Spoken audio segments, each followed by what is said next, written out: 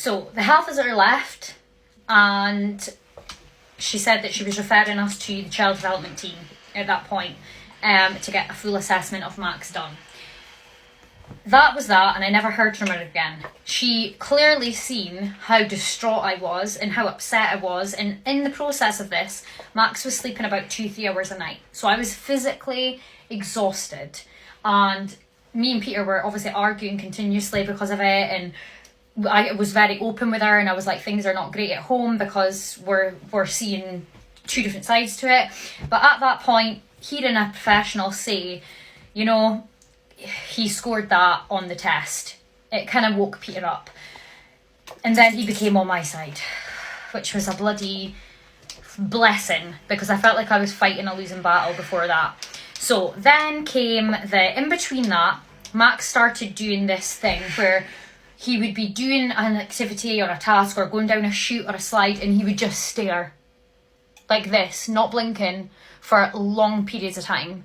And I was like, I think he's having like seizures or like a fit or something. He wouldn't shake, but he would just black out.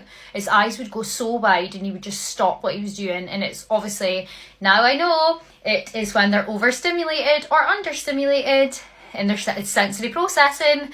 But at the time, we all thought that because Max had meningitis prior and a brain injury, we had to get him tested for epilepsy.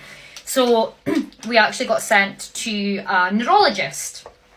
The neurologist took us in, actually I say us, it was myself and only myself, into the room, discussed Max and all the symptoms, him not sleeping, told him that I was going through the child development team for autism, yada yada yada. He wanted to do a full examination of Max, and we stripped him off and got him to walk and etc, etc.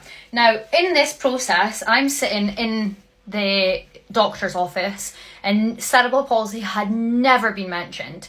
Max at this point was walking totally fine.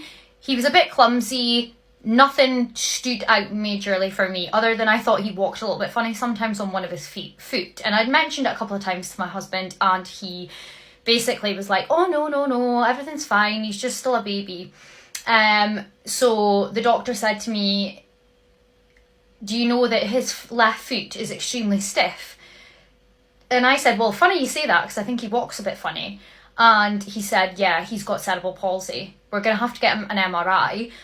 And I honestly, my heart, I've actually started not taking a panic attack, but my heart's racing, I'm telling you, because I actually remember the feeling of, I was like, cerebral palsy, I don't even know what that is. I didn't know anything of what that is. We're going to have to do a part 4.